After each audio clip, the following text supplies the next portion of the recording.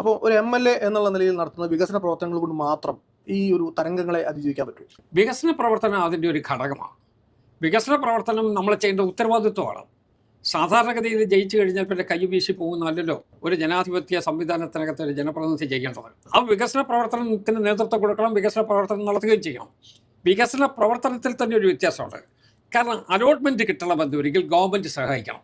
Allotment കിട്ടാത്ത ഒരു പ്രതിപക്ഷ MLAക്ക് ഒരു ഭരണകക്ഷി MLA ചെയ്യുന്നത് പോലെ ചെയ്യാൻ കഴിയില്ല. രണ്ടും രണ്ടാണ്. മൂന്നാമത്തെ കാര്യം, വികസന പ്രവർത്തനത്തെ മാത്രം കേന്ദ്രീകരിച്ച് ഒരു അംഗത്തിന് തുടർ പ്രവർത്തനമായിട്ട് പോകാൻ കഴിയില്ല. വികസന പ്രവർത്തനം ഉണ്ട്, അതോടൊപ്പം ജനങ്ങളുമായിട്ടുള്ള കോൺടാക്ട്സ് ഉണ്ട്.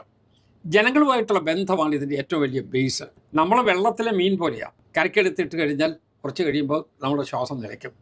അതുപോലെയാണ് ജനാധിപത്യത്തിൽ ജനങ്ങളിൽ നിന്ന് അകന്നു വന്നാൽ അതോടുകൂടി നമ്മുടെ പണി തീരും.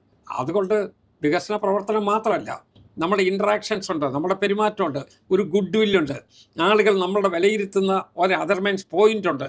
അതിലൊക്കെ സക്സസ്ഫുൾ ആയിട്ട് പോകാൻ പറ്റിയാലേ ഒരു ജനപ്രതിനിധിക്ക് എപ്പോഴും വിജയകരമായി നിൽക്കാൻ കഴിയും. ഇപ്പോൾ കേരളം എന്ന സംസ്ഥാനത്ത്